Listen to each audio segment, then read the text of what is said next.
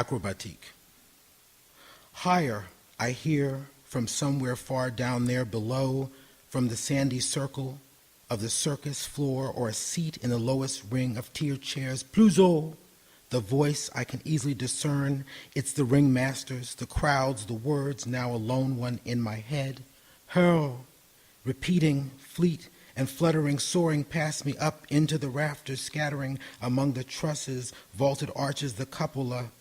clamoring amid the bats and blackbirds across the brickwork, seen only by its masons and ghosts, though I see it, often scale it with my eyes when I ascend. Every night I am performing on the cables or trapeze, sometimes studying that map of bricks and buttresses and plasterwork of this chocolate jewel box and nothing else, this elaborate testament to human handiwork, rather than the lights flickering blue-white against this hexadecagon's drafts, or the violet Paris night flowing in through the high, narrow windows, or, at least at first, the flaring faces of every evening's audience until I dare myself to look at them too and do all those brows and chins masked in chiaroscuro, all those muffs and fans and ruffles and opera spectacles, all those glowing bowls, pipe bowls, cigarillo embers flashing like starlight quilting the surface of the odor on a midsummer night, and I do but see no one, only a blur no more distinct than the ceiling shadows, until I fix a face, fixing me, lips agape, eyes firm as beads of beryl, amazement streaming out of them that I am hovering above, the mouthpiece in my teeth, and no harness or net to rescue me, or more startling when I hang upside down with the cannon suspended from my teeth, its chain clenched like a whistle, which after the buildup of the horn and drum roll, one of the assistants ignites, and when it fires, everyone screams, but I have never, ever let it go, never dropped it, never come close to allowing it to slip, though the metal cuts my embouchure and my jaws and head and neck ache for hours after, and someone is crying out, "Bravissima, Madame Lala, un miracle, magnifique," followed by the barely audible, "But how does she do it?"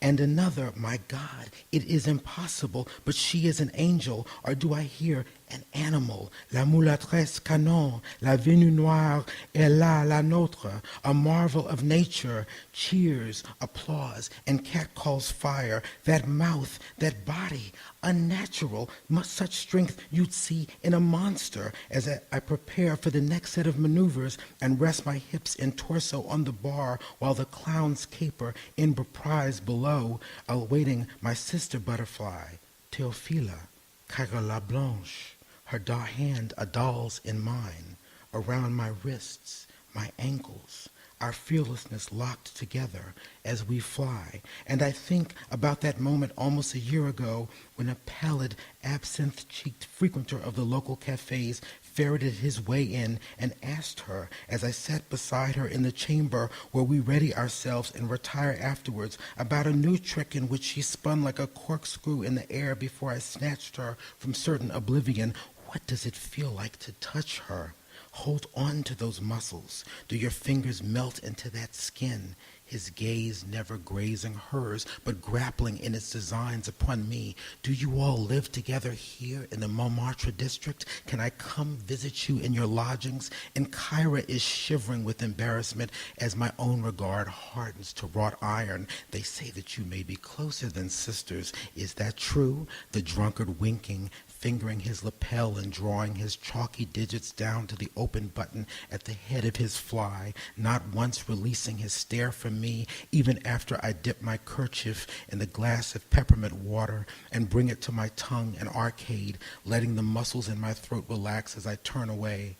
And I have heard everything, far worse, sometimes making me laugh aloud as I lie on my cot for want of weeping, but much better too, here and everywhere we have toured, greetings and grace notes of gratitude and praise from people I could never have imagined as I scrubbed the kitchen floors beside Mummy or walked from the schoolhouse in silence, watching the carriages clatter up the Grabova Strasse in Stettin, or eating taffy with Lily and Uli and Maria in Töpfers Park. I write them all whenever I can about everything they have heard heard every possible new technique I've acquired,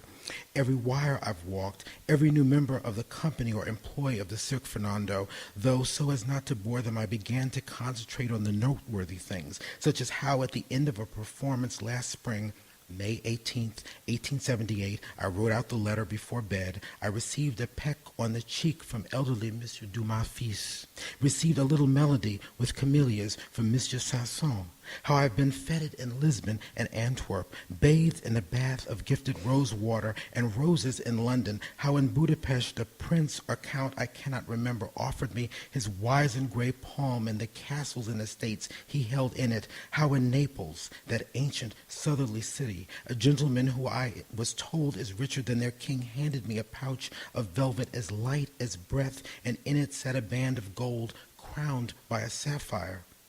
But I would never, ever want to be entombed in a palazzo, however grand, however many jewels in my tiara or necklaces, and I already am being courted again by a former acrobat from England, my Toffee, with his buttery voice and supple juggler's fingers. And I have not yet seen the busy streets of New York or the palaces of St. Petersburg, and I also write about the daily miracles with the war now over and barely a memory, the Paris sky like a winter crocus, and the serpentine Seine under evening lamplight, and the thousand unforgettable treasures secreted, the restaurants, the cabarets, the music halls along the byways radiating out from Boulevard Haussmann. And I write about the ugliness, too, the throwaways, sleep standing in the nearby doorways, the streetwalkers hurrying past with their frayed hymns down the Rue des Martyrs, all the people from the colonies looking and wandering as if perpetually lost.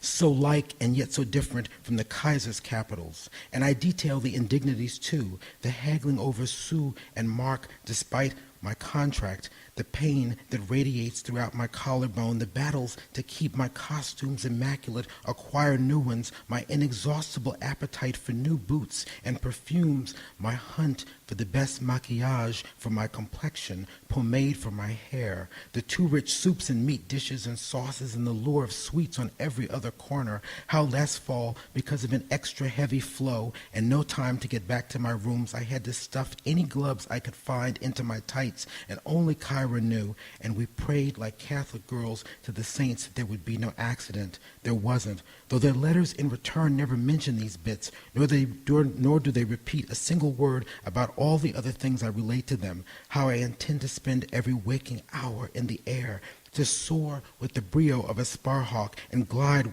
with the sparrow's ease and float as Kyra and I do, as the audience perches on the tips of their seats with the lightness of two creatures who have fully emerged from the chrysalis. How I want to suspend the entire city of Paris or even France itself from my lips if I could achieve that. How I aim to exceed every limit placed on me unless I place it there, because that is what I think of when I think of freedom, that I have gathered around me people who understand how to translate fear into possibility, who have no wings but fly beyond the most fantastical vision of the clouds, who face death daily back out into the waiting room, and I am one of them. Olga, die kleinste Brünnchen. But no, Mummy, since Fatih has only ever penned one letter I recall, never repeats any of this, instead writing, "The night, especially in the city, is the devil's playground," and "A groschen set aside keeps you out of the almshouse,"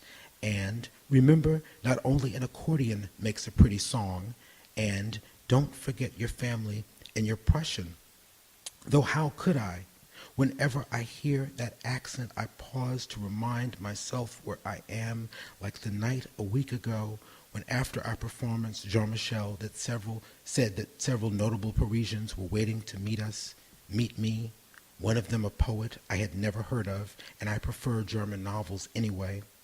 I read the American and British ones in translation, though I speak that language, my daddy's, fluently, and all he had to say was "Guten Abend," and I instantly knew a Pomeranian living in Berlin, a publisher's agent. He and one of the Frenchmen handed us each flowers, and they all invited us to dinner the following night. Then another group mentioning a salon exhibition that we absolutely must attend, and another with a journalist who asked me a few questions about my sense of balance, poise, not listening to a single one of my answers. And as I was heading back into our dressing room, another man drew forward, bent down, gray threading his beard, his large lidded eyes hard at me like lead shot. He introduced himself as Monsieur Edgar Degas, a painter, he said. Kyra, I noticed, had moved to my side. I have not missed a single performance of yours these last few days, and I have been sketching you here and at the Nouvelle Athènes.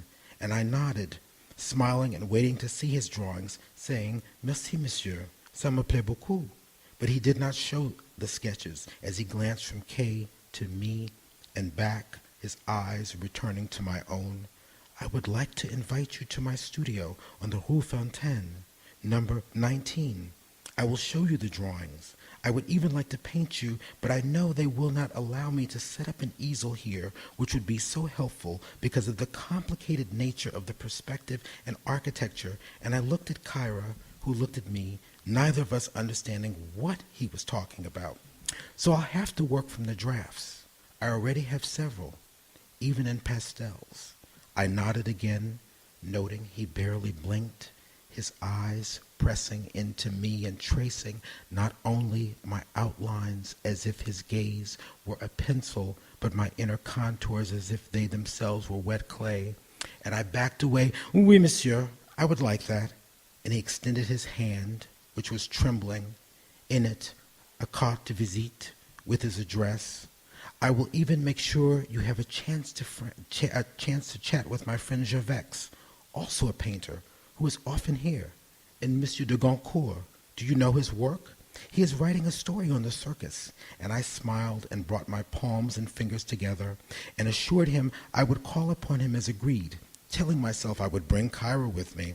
And the strange and tense man bowed and seized my hand and kissed it hard, whispering, Fort enchanté, African princess, muttering something else beneath his breath. Then he spun on his heel, vanishing past a small new cluster of people waiting to speak with us. And it is early on a Thursday morning that I am now writing to Lily, recounting the incident, though at first I sincerely could not remember his name, even though I will go to his studio the following day to meet him and his friend and see his drawings and exchange pleasantries. All I could recall was that he had claimed to have been drawing me, and how the next night after that encounter, as I rose up on the tether, watching Kyra standing in anticipation below, I remembered that after the painter left, she had said, Ooh la la, they always come looking for you. And I replied to her as I sipped my cup of tea, Yes, they do. They find me too, always. And as I rose, amid that collection of expectation and excitement, the gas lamps raking waves of shadows over them there in the ring's front row, to my right, I could have sworn I saw the board which held the paper, the hands moving furiously across it, the eyes darting from it to me, his eyes, large and tourmaline, and climbing their own invisible ladder, trying to seize and hold on to my waist, my ankles, the perfect aerial cross of my body, this space, performance, the one whose name I could not remember, then I do, as I elude him and all of them, gliding higher towards the freedom of the dome, high as the summit of Mont Blanc, the mouthpiece tightly in my bite, the name, severe and aristocratic in its brevity, reappears, him, the painter, Degas, Leblanc, down there. Thank you.